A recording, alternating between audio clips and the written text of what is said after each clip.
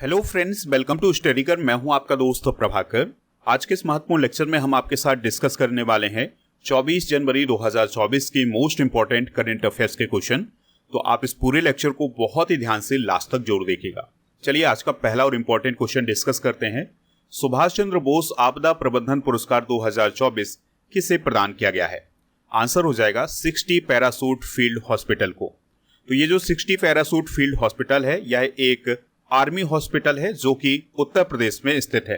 तो इसे 2024 का Subhash Chandra Bose disaster management award दिया गया है। अब सवाल आता है कि ये जो सुभाष चंद्र बोस आपदा प्रबंधन पुरस्कार है ये किसे प्रदान किया जाता है? तो यह किसी व्यक्ति को प्रदान किया जा सकता है या किसी ऑर्गेनाइजेशन को प्रदान किया जा सकता है। तो किसी ऐसे व्यक्ति या किसी ऐसे ऑर्गेनाइजेशन को यह पुरस्कार दिया जाता है जिसने डिजास्टर मैनेजमेंट में महत्वपूर्ण योगदान दिया होता है। तो इस साल यानी 2024 की बात करें तो किसी ऑर्गेनाइजेशन को चुना गया है और उस ऑर्गेनाइजेशन का नाम क्या है? 60 पैरासूट फील्ड हॉस्पिटल, जो कि उत्तर प्रदेश में स्थित है। और ऐसा भी हो सकता है कि एक ही साल में व्यक्ति और ऑर्गेनाइजेशन दोनों को दिया जाए, लेकिन इस साल ऑर्गेनाइजेशन बस को दिया गया है। अगर किसी ऑर्गेनाइजेशन को यह पुरस्कार दिया जाता है तो उसके साथ 51 लाख रुपए की राशि दी जाती है, और अगर किसी व्यक्ति को यह पुरस्कार दिया जाता है तो उसमें 5 लाख रुपए की राशि दी जाती है। इस पुरस्कार की शुरुआत कब हुई थी? 2019 में। चलिए बात करते हैं 60 पैरासूट फील्ड हॉस्पिटल की, जो कि उत्तर प्रदेश में है। इसको एस्टेब्लिश कब किया गया था? 1942 में। और यह एक मिलिट्री हॉस्पिटल है और इसका काम है डिजास्टर के समय मदद करना। जैसे उत्तराखंड में 2013 में जो बाढ़ आई थी, बादल फटे थे और जिसके कारण कई लोग प्रभावित हो गए थे और कई लोगों की मृत्यु भी हो गई थी। तो उस समय राहत किसने पहुंचाई थी? 60 पैरासूट फील्ड हॉस्पिटल ने। ऑपरेशन मैत्री चलाया गया था नेपाल के लिए भारत सरकार के द्वारा 2015 में, जब वहां पर भूकंप आया था। तो उस समय 60 पैरासूट फील्ड हॉस्पिटल ने ही मदद की थी। चलिए दोस्तों, कुछ इंपॉर्टेंट अवार्ड और ऑनर डिस्कस कर लेते हैं, उनका रिवीजन कर लेते हैं। तो 2023 में 35वां जिमी जॉर्ज फाउंडेशन पुरस्कार एम श्रीशंकर को दिया गया था। तो यहाँ पर आप पिक्चर में देख सकते हैं, ये है एम श्रीशंकर। तो केरल की गवर्नमेंट के द्वारा 35वां जिमी जॉर्ज फाउंडेशन पुरस्कार दिया गया था। और याद रखिएगा कि यह एक एथलीट हैं और यह लंबी कूद से रिलेटेड हैं। प्रोफेसर सविता लाडेज को न्यू होम पुरस्कार भी दिया गया था 2023 में। सुकृता पाल कुमार को टैगोर साहित्यिक पुरस्कार दिया गया है। डॉक्टर पूनम खेत्रपाल सिंह को national order of merit gold medal से सम्मानित किया गया है। याद रखिएगा कि यह पुरस्कार भूटान की गवर्नमेंट के द्वारा दिया गया है। पीएम नरेंद्र मोदी जी को मिस्र के द्वारा ऑर्डर ऑफ नाइल दिया गया था। ये आप पिक्चर देख सकते हैं, इसमें प्राइम मिनिस्टर मोदी जी हैं और ये हैं मिस्र के राष्ट्रपति। तो इनके द्वारा यह पुरस्कार दिया गया था। ललिता नटराजन को इकबाल मसीह पुरस्कार 2023 दिया गया है। अरुंधति राय को 45वां यूरोपीय निबंध पुरस्कार दिया गया है। यहाँ पर आप देख सकते हैं, ये हैं अरुंधति राय और ये अंग्रेजी साहित्य की एक प्रमुख लेखिका हैं। तो इन्हें 45वां यूरोपीय निबंध पुरस्कार दिया गया है 2023 में। इसके अलावा शक्तिकांत दास को, जो कि आरबीआई के गवर्नर हैं वर्तमान में, तो उन्हें गवर्नर ऑफ द ईयर का पुरस्कार दिया गया है। यहाँ पर आप देख सकते हैं, ये कौन है? शक्तिकांत दास। आप इस पूरे लेक्चर को बहुत ही ध्यान से लास्ट तक देखिएगा। लास्ट में आपसे क्वेश्चन पूछा जाएगा जिसका आंसर कमेंट बॉक्स में देना है। अगर आप चैनल पर पहली बार आए हैं तो सब्सक्राइब कर लें, बेल आइकन भी दबा लें, जिससे आपको समय पर और सबसे पहले नोटिफिकेशन मिल सकेगा। आप हमसे टेलीग्राम पर भी जुड़ जाइएगा। टेलीग्राम पर जुड़ने के लिए स्टडीकर ऑफिशियल आपको टेलीग्राम पर सर्च करना है, ये पूरा सर्च करना है, तभी आपको हमारा चैनल मिलेगा। इस चैनल को ज्वाइन कर लेना है तो आपको पीडीएफ भी मिल जाएगा। इसके अलावा आप हमारा ऐप भी डाउनलोड कर सकते हैं, लिंक इसका डिस्क्रिप्शन बॉक्स में दिया गया है। तो यहाँ पर आपको e book, test series, PDF और डेली क्विज ये सभी मिल जाएंगे। इसके अलावा ईयरली और मंथली करंट अफेयर्स की ई बुक मिल जाएगी, दोनों मीडियम में, यानी हिंदी और इंग्लिश दोनों मीडियम में आपको ई बुक मिल जाएगी। तो इन सभी को प्राप्त करने के लिए ऐप को डाउनलोड कर सकते हैं, लिंक डिस्क्रिप्शन बॉक्स में दिया गया है। चलिए दोस्तों, आज का सबसे इंपॉर्टेंट क्वेश्चन डिस्कस करते हैं और यह क्वेश्चन ऐसा है जो कि आपके हर एक एग्जाम में पूछा जाएगा, तो आप इसे नोट जरूर करिएगा। क्वेश्चन है, भारत रत्न 2024 से किसे सम्मानित किया गया है? आंसर हो जाएगा इसका कर्पूरी ठाकुर जी को। तो दोस्तों 2024 में भारत रत्न से किसे सम्मानित किया गया है? कर्पूरी ठाकुर जी को। तो बिहार के पूर्व मुख्यमंत्री हैं जननायक कर्पूरी ठाकुर जी, तो उन्हें मरणों उपरांत भारत रत्न से सम्मानित किया गया है। तो दोस्तों बिहार के लोगों के लिए काफी खुशी वाली बात है कि वहां के जननायक को भारत रत्न से सम्मानित किया गया है। कर्पूरी ठाकुर जी की बात करें तो वह 2 बार बिहार के चीफ मिनिस्टर बने हैं और 1 बार डिप्टी सीएम बने हैं, और वो बिहार के पहले ऐसे मुख्यमंत्री थे जिनका संबंध कांग्रेस से नहीं था। यानी कि बिहार के पहले गैर कांग्रेसी मुख्यमंत्री कौन थे? कर्पूरी ठाकुर जी। दोस्तों, आज जितने भी नेता आप देखते हैं बिहार में, उन सभी के आइडल कौन है? कर्पूरी ठाकुर जी। 1967 में कर्पूरी ठाकुर ने डिप्टी चीफ मिनिस्टर बनने पर बिहार में अंग्रेजी की अनिवार्यता को खत्म कर दिया था। वह पिछड़े वर्गों के हितों की वकालत करने के लिए जाने जाते थे। बात करते हैं भारत रत्न की, तो भारत रत्न भारत का सर्वोच्च नागरिक पुरस्कार है और यह कला, साहित्य, विज्ञान, सार्वजनिक सेवा, जन सेवा में उत्कृष्ट योगदान करने वाले व्यक्तियों को प्रदान किया जाता है। भारत रत्न की शुरुआत कब हुई थी? तो 1954 में भारत रत्न की शुरुआत हुई थी। भारत रत्न प्राप्त करने वाले पहले व्यक्ति कौन थे? सर्वपल्ली राधाकृष्णन, और फिर सी राजगोपालाचारी और सीवी रमन। तो इन सभी को 1954 में ही भारत रत्न से सम्मानित किया गया था। दोस्तों, इंदिरा गांधी भारत रत्न पुरस्कार प्राप्त करने वाली पहली महिला बनी थी। 1987 में खान अब्दुल गफ्फार खान को सम्मानित किया गया था भारत रत्न से, और वह पहले ऐसे विदेशी व्यक्ति थे जिन्हें भारत रत्न से सम्मानित किया गया था। सचिन तेंदुलकर को 2014 में भारत रत्न से सम्मानित किया गया था और वह भारत रत्न प्राप्त करने वाले पहले खिलाड़ी बने थे।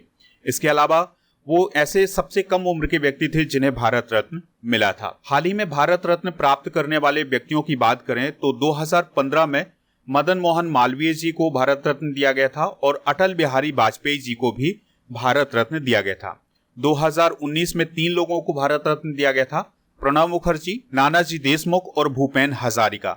और 2019 के बाद किसी को भारत रत्न नहीं दिया गया था, तो इसलिए ये क्वेश्चन आपके एग्जाम की दृष्टि से बहुत ही इंपॉर्टेंट है, आप इसे नोट जरूर करिएगा। नेक्स्ट क्वेश्चन है, केंद्र सरकार ने हाल ही में कौन सी योजना शुरू की है? तो केंद्र सरकार के द्वारा अभी हाल ही में प्रधानमंत्री सूर्योदय योजना शुरू की गई है। इस योजना का उद्देश्य क्या है? तो इस योजना का उद्देश्य है गरीब और मध्यम वर्ग के बिजली के बिल को कम करना और इसके साथ ही भारत को ऊर्जा के क्षेत्र में आत्मनिर्भर बनाना। इस योजना के अंतर्गत 1 करोड़ घरों में सोलर पैनल लगाए जाएंगे। तो ये योजना काफी इंपॉर्टेंट मानी जा रही है, तो इसको आप नोट कर लें, ये योजना आपके एग्जाम में जरूर पूछी जाएगी।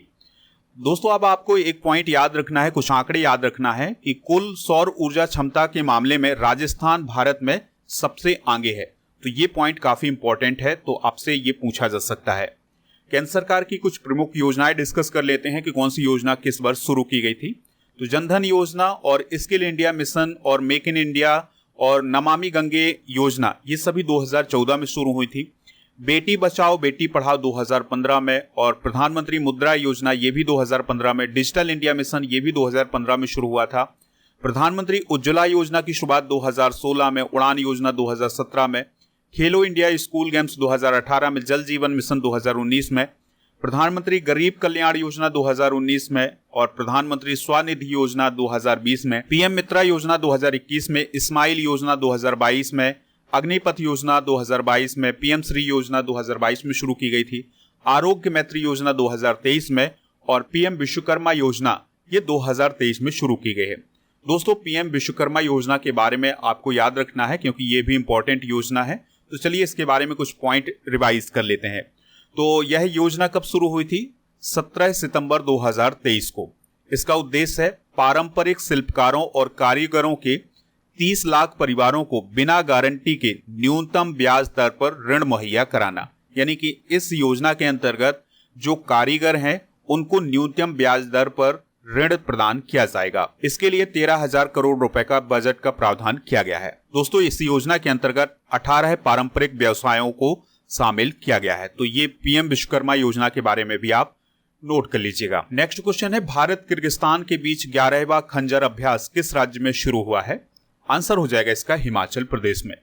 तो दोस्तों, हिमाचल प्रदेश का जो बकलोह नामक स्थान है वहां पर भारत और किर्गिस्तान के बीच में 11वां खंजर अभ्यास आयोजित किया जा रहा है। इसका आयोजन 22 जनवरी से 3 फरवरी 2024 तक किया जाएगा। दोस्तों, इस अभ्यास का उद्देश्य है पर्वतीय क्षेत्रों में आतंकवाद विरोधी अभियानों के अनुभवों का आदान प्रदान करना। इसका आयोजन कब से किया जा रहा है? 2011 से, और यह अभ्यास हमेशा आतंकवाद और उग्रवाद पर केंद्रित होता है। यानी कि आतंकवाद और उग्रवाद से कैसे निपटा जाए, यह इस अभ्यास का उद्देश्य होता है। चलिए दोस्तों, किर्गिस्तान के बारे में कुछ बेसिक पॉइंट डिस्कस कर लेते हैं। तो किर्गिस्तान एशिया महाद्वीप में ही स्थित है। ये है इंडिया और यहाँ पर स्थित है किर्गिस्तान। ठीक है, कैपिटल क्या है इसकी? बिश्केक, और करेंसी है किर्गिस्तानी सोम। प्राइम मिनिस्टर है अकिल बेक जापारोव।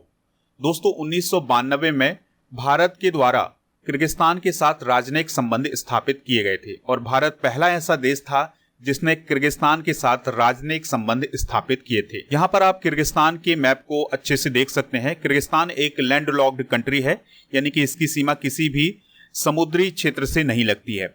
और इसके पड़ोसी देशों में बात करें तो कजाकिस्तान है, चाइना है, तजाकिस्तान है, उज्बेकिस्तान है। ठीक है, तो ये पॉइंट आप नोट कर सकते हैं।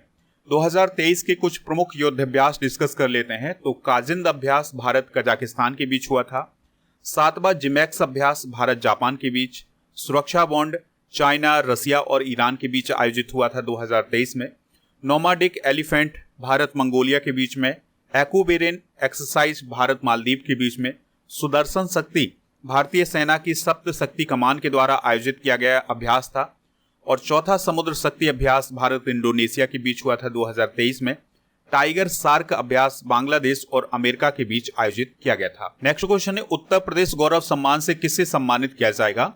तो डॉक्टर रितु करिधल और नवीन तिवारी, इन दोनों लोगों को उत्तर प्रदेश गौरव सम्मान से सम्मानित किया जाएगा। तो इस क्वेश्चन का राइट आंसर हो जाएगा ऑप्शन नंबर सी।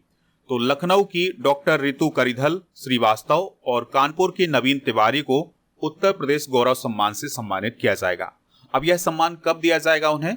तो 24 जनवरी को दिया जाएगा, क्योंकि 24 जनवरी को उत्तर प्रदेश दिवस मनाया जाता है। तो इसी अवसर पर इन दोनों लोगों को उत्तर प्रदेश गौरव सम्मान दिया जाएगा। तो दोस्तों यह पुरस्कार प्रदेश की प्रतिभाओं को सम्मानित करने के लिए दिया जाता है और इसके अंतर्गत 11 लाख रुपए की राशि दी जाती है। तो ये काफी इंपॉर्टेंट है। दोस्तों बात करते हैं डॉक्टर रितु करिधल श्रीवास्तव की। तो ये लखनऊ की रहने वाली हैं और ये इसरो में वैज्ञानिक हैं। इन्होंने मंगलयान में भी काफी मदद की थी। और अगर हम बात करें नवीन तिवारी की, तो वह एक उद्यमी है। ठीक है, तो ये पॉइंट आप नोट कर सकते हैं। तो क्वेश्चन है पर्यटन मंत्रालय के द्वारा भारत पर्व का आयोजन कहाँ किया जा रहा है? आंसर हो जाएगा इसका नई दिल्ली में। तो 2016 से नई दिल्ली में लाल किले के सामने हर साल भारत पर्व का आयोजन किया जाता है, जिसमें भारत की सांस्कृतिक विविधता को दिखाया जाता है। तो यहाँ पर कई प्रकार के सांस्कृतिक मेले आयोजित किए जाते हैं, कई प्रकार के कार्यक्रम होते हैं। तो आपको याद रखना है कि भारत पर्व का आयोजन नई दिल्ली में होता है और ये कहां पर होता है? लाल किले के सामने होता है। और इस साल इस उत्सव का आयोजन 23 जनवरी से 31 जनवरी 2024 तक किया जाएगा। तो ये बेसिक पॉइंट है, इन्हें आप नोट कर लीजिएगा। चलिए कुछ महोत्सव डिस्कस कर लेते हैं एग्जाम की दृष्टि से जो इंपॉर्टेंट हैं। तो खंडोबा महोत्सव किस राज्य में मनाया जाता है? महाराष्ट्र में। रण महोत्सव गुजरात में। हॉर्नबिल फेस्टिवल मनाया जाता है नागालैंड में। सिकारा फेस्टिवल जम्मू कश्मीर में। खजुराहो महोत्सव मध्य प्रदेश में। और सिगमो महोत्सव मनाया जाता है गोवा में। बिहुला महोत्सव बिहार में। और कांग चिंगवा महोत्सव मनाया जाता है मणिपुर में। चाप चार कुट महोत्सव मिजोरम में। हल्दा महोत्सव हिमाचल प्रदेश में। बोनालू फेस्टिवल तेलंगाना में, काफ़ी महत्वपूर्ण है ये। और उगादी फेस्टिवल आंध्र में। और टुसु महोत्सव मनाया जाता है झारखंड में। किचेरी महोत्सव उत्तर प्रदेश में। और लुई नगाई नी महोत्सव मनाया जाता है नागालैंड में। ऊंट महोत्सव मनाया जाता है राजस्थान में। तो दोस्तों ये है भारत के कुछ प्रमुख महोत्सव, इनको आप नोट कर लीजिएगा। नेक्स्ट क्वेश्चन है बीसीसीआई के द्वारा international cricketer of the year 2023 किसे चुना गया है? आंसर हो जाएगा शुभमन गिल को। तो दोस्तों बीसीसीआई के द्वारा अभी हाल ही में कुछ अवार्ड प्रदान किए गए हैं और इसमें 2023 का सर्वश्रेष्ठ खिलाड़ी किसे चुना गया है? शुभमन गिल को चुना गया है। याद रखिएगा कि जब बीसीसीआई के द्वारा किसी भी खिलाड़ी को सर्वश्रेष्ठ खिलाड़ी का अवार्ड दिया जाता है तो उसे पॉली उमरीगर अवार्ड कहा जाता है। जैसे कि आप यहाँ पर बीसीसीआई का पोस्टर देख सकते हैं, तो यहाँ पर लिखा गया है पॉली उमरीगर अवार्ड। और बेस्ट इंटरनेशनल क्रिकेटर किसे चुना गया है? शुभमन गिल को चुना गया है 2023 के लिए। और इसके साथ ही पिछले अवार्ड भी दिए गए हैं, क्योंकि बहुत सालों से बीसीसीआई के द्वारा अवार्ड नहीं दिए गए थे। तो 2019-20 के लिए मोहम्मद शमी को चुना गया है सर्वश्रेष्ठ खिलाड़ी। और 2020-21 के लिए रविचंद्रन अश्विन को ये अवार्ड दिया गया है। और 2021-22 के लिए जसप्रीत बुमराह को ये अवार्ड दिया गया है। तो ये तो बात हुई पुरुषों की। अब बात करते हैं महिलाओं की। तो महिला वर्ग में दीप्ति शर्मा को 2023 का सर्वश्रेष्ठ खिलाड़ी चुना गया है। ठीक है। और स्मृति मंधाना को 2020 से 22 के लिए सर्वश्रेष्ठ खिलाड़ी चुना गया है। और 2019-20 के लिए दीप्ति शर्मा को सर्वश्रेष्ठ खिलाड़ी चुना गया है। इसके अलावा दोस्तों लाइफ टाइम अचीवमेंट अवार्ड भी दिए गए हैं। तो 2023 के लिए colonel CK Naidu life time achievement award दिया गया है रवि शास्त्री को। और इसके अलावा फारूक इंजीनियर जो कि एक क्रिकेटर रहे हैं, उन्हें भी colonel CK Naidu life time achievement award से सम्मानित किया गया है। तो ये है BCCI के द्वारा प्रदान किए गए कुछ प्रमुख अवार्ड। चलिए बात करते हैं BCCI की। तो BCCI की स्थापना कब हुई थी? दिसंबर 1928 में। मुख्यालय कहाँ है इसका? मुंबई, महाराष्ट्र में। अध्यक्ष कौन है? प्रोजर बिन्नी। उपाध्यक्ष कौन है? राजीव शुक्ला। और सचिव कौन है? जय शाह। तो ये पॉइंट भी आप नोट कर सकते हैं। नेक्स्ट क्वेश्चन है, वैश्विक स्तर पर चौथा सबसे बड़ा इक्विटी बाजार जिसे हम शेयर बाजार बोलते हैं, कौन सा देश बन गया है? आंसर हो जाएगा भारत। तो दोस्तों अभी वैश्विक स्तर पर भारत का जो शेयर बाजार है वो चौथे नंबर पर है और भारत के शेयर बाजार ने हांगकांग के शेयर बाजार को पीछे छोड़ दिया है। यानी इससे पहले हांगकांग का जो शेयर बाजार था वो दुनिया में चौथे नंबर पर था, लेकिन अब भारत का जो शेयर बाजार है वो दुनिया में चौथे नंबर पर आ गया है, क्योंकि भारत में बहुत ज़्यादा निवेश हो रहा है और शेयर मार्केट में बहुत ज़्यादा लोग पैसा अपना लगा रहे हैं। तो इससे भारत का जो शेयर बाजार है वो लगातार बढ़ रहा है, वो चौथे नंबर पर आ गया है। पहले नंबर पर अमेरिका का शेयर बाजार है, दूसरे पर चाइना का, तीसरे पर जापान का और चौथे पर किसका है? भारत का। पांचवें नंबर पर हांगकांग का, छठे नंबर पर फ्रांस का और सातवें नंबर पर है यूनाइटेड किंगडम का। और ये रिपोर्ट किसने जारी की है अभी हाल ही में? ब्लूमबर्ग ने। ठीक है, तो ब्लूमबर्ग के द्वारा ये रिपोर्ट अभी हाल ही में जारी की गई है। चलिए दोस्तों कुछ रिपोर्ट और रैंकिंग को भी डिस्कस कर लेते हैं। तो अभी कुछ समय पहले ग्लोबल फायर पावर के द्वारा एक रैंकिंग जारी की गई थी। तो उसमें सबसे शक्तिशाली सेना किस देश की थी? अमेरिका की। और भारत की चौथी सबसे शक्तिशाली सेना थी। ब्लूमबर्ग मिलेनियर इंडेक्स के अनुसार भारत के सबसे अमीर कारोबारी कौन बने हैं? गौतम अडानी। NCRB की रिपोर्ट के अनुसार खाद्य पदार्थों में मिलावट के मामले में हैदराबाद सबसे आगे रहा है। और मर्सर सर्वे के अनुसार भारत में जीवन की गुणवत्ता के मामले में हैदराबाद पहले स्थान पर रहा है। और दोस्तों आपको कमेंट बॉक्स में बताना है कि अभी 2024 का जो हैंडले पासपोर्ट इंडेक्स जारी किया गया था उसमें भारत की रैंक कितनी थी। नेक्स्ट क्वेश्चन है, गृह मंत्री अमित शाह ने डिजिटल फॉरेंसिक उत्कृष्टता केंद्र का उद्घाटन कहाँ किया है? आंसर हो जाएगा गांधीनगर में। तो गांधीनगर में जो नेशनल फॉरेंसिक साइंस यूनिवर्सिटी है उसमें उन्होंने डिजिटल फॉरेंसिक उत्कृष्टता केंद्र का उद्घाटन किया है। तो यहाँ पर आपसे दो क्वेश्चन बन जाते हैं। तो आपसे क्वेश्चन पूछा जा सकता है कि राष्ट्रीय फॉरेंसिक विज्ञान विश्वविद्यालय कहाँ है? तो ये गांधीनगर गुजरात में है। और डिजिटल फॉरेंसिक उत्कृष्टता केंद्र का उद्घाटन कहाँ पर किया गया है? तो ये गांधीनगर के राष्ट्रीय फॉरेंसिक विज्ञान विश्वविद्यालय में किया गया है। दोस्तों गृह मंत्री ने अभी हाल ही में ये कहा है कि आने वाले 5 वर्षों में भारत में विश्व का सबसे आधुनिक क्रिमिनल जस्टिस सिस्टम होगा। तो ये भी उनके द्वारा घोषणा की गई है गुजरात की। तो ये आप इंडिया का मैप देख पा रहे हैं, ये है गुजरात। तो गुजरात की लोकेशन आप देख सकते हैं। गुजरात का गठन कब हुआ था? 1 मई 1960 को। कैपिटल क्या है? गांधीनगर। और गवर्नर कौन है? आचार्य देवव्रत। मुख्यमंत्री कौन है? भूपेंद्र भाई पटेल। विधानसभा की सीटें कितनी हैं? 182। यहाँ के नेशनल पार्क की बात करें तो गिर वन नेशनल पार्क और blackbuck national park, Bansda national park और समुद्री राष्ट्रीय उद्यान, ये सभी कहाँ हैं? गुजरात में स्थित हैं। नेक्स्ट क्वेश्चन है, भारत ने किस देश से घुसपैठ को रोकने के लिए फ्री मूवमेंट बंद किया है? आंसर हो जाएगा म्यांमार। तो यहाँ पर आप देख सकते हैं, ये हैं भारत के कुछ प्रमुख राज्य और ये है म्यांमार। तो इन राज्यों में कुछ स्थान ऐसे थे जहां पर म्यांमार से लोग भारत में एंटर कर सकते थे, लेकिन अब इसको भी बंद किया जाएगा। तो इन दोनों देशों के बीच में फ्री मूवमेंट था, तो अब इसको बंद किया जाएगा और यहाँ पर फेंसिंग की जाएगी। ठीक है, यानी बाड़ लगाई जाएगी और अब ये जो फ्री मूवमेंट है ये बंद किया जाएगा। अब ऐसा क्यों निर्णय लिया गया है भारत सरकार के द्वारा? क्योंकि कई आतंकवादी और जो उग्रवादी होते थे वो भारत में म्यांमार के रास्ते से एंटर कर जाते थे। तो अब इस चीज को रोकने के लिए भारत सरकार के द्वारा ये फ्री मूवमेंट को बंद किया गया है। आपको याद रखना है कि म्यांमार की सीमा से भारत के 4 राज्यों की सीमा लगती है। वो राज्य कौन कौन है? पहला है अरुणाचल प्रदेश, दूसरा है नागालैंड, तीसरा है मणिपुर और चौथा है मिजोरम। ठीक है, तो इन्हीं सभी राज्यों की सुरक्षा को देखते हुए भारत सरकार के द्वारा ये फैसला लिया गया है। बात करते हैं म्यांमार की। तो दोस्तों म्यांमार की जो कैपिटल है ये है नैपीदा। म्यांमार को पहले बर्मा भी कहा जाता था। राष्ट्रपति कौन है अभी यहाँ के? माइंट सिवे हैं, जो कि कार्यवाहक राष्ट्रपति हैं। और आपको एक पॉइंट और याद रखना है कि म्यांमार में अभी सेना का शासन चल रहा है और यहाँ की करेंसी क्या है, क्यात। तो ये सभी पॉइंट आप म्यांमार के बारे में नोट कर सकते हैं। चलिए दोस्तों, अब हम कल के करंट अफेयर्स को एक बार रिवाइज कर लेते हैं, फिर इसके बाद जनरल नॉलेज के पिटारे को डिस्कस करेंगे। लास्ट में पूछेंगे आपसे क्वेश्चन जिसका आंसर कमेंट बॉक्स में देना है। तो कल का पहला क्वेश्चन था, पराक्रम दिवस कब मनाया जाता है? 23 जनवरी को। संयुक्त राष्ट्र महासभा के 78वें सत्र के अध्यक्ष कौन है जो भारत की 5 दिन की यात्रा पर आए हैं? Dennis Francis. भारतीय मैराथन धावक मान सिंह ने एशियाई मैराथन चैंपियनशिप 2024 में कौन सा मेडल जीता है? गोल्ड मेडल जीता है। किस ग्रुप ने अगले 5 वर्षों के लिए आईपीएल की टाइटल स्पॉन्सरशिप हासिल की है? टाटा ग्रुप ने। अगला क्वेश्चन है, अल्कोहल से जेट ईंधन तैयार करने की पहली प्रायोगिक परियोजना का उद्घाटन कहां किया गया है? पुणे में। सऊदी अरब के जॉय अवार्ड 2024 से किसे सम्मानित किया गया है? आलिया भट्ट को। ममानी महोत्सव किस कैंसर प्रदेश में मनाया गया है? लद्दाख में। कैलिफोर्निया अमेरिका के 2 सरकारी स्कूलों में किस भाषा को विश्व भाषा के रूप में शामिल किया गया है? हिंदी को। भारत नाइजीरिया संयुक्त आयोग की बैठक की सह अध्यक्षता किसने की है? डॉक्टर एस जयशंकर ने। डेजर्ट फेस्टिवल किस राज्य में आयोजित किया जाएगा? राजस्थान में। तो ये थे कल के करंट अफेयर्स के क्वेश्चन। आज के जनरल नॉलेज के पिटारे में हम डिस्कस करेंगे खेलों में खिलाड़ियों की संख्या।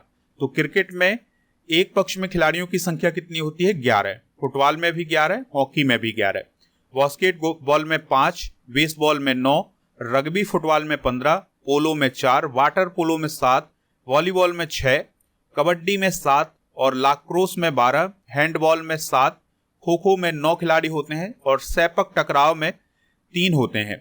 स्नूकर में 1, बॉक्सिंग में 2, जिम्नास्टिक में 8 और फुटसल में 5 खिलाड़ी होते हैं। दोस्तों, कल के करंट अफेयर्स में आपसे पूछा गया था कि आईपीएल का पहला एडिशन कब हुआ था, तो आंसर हो जाएगा इसका 2008।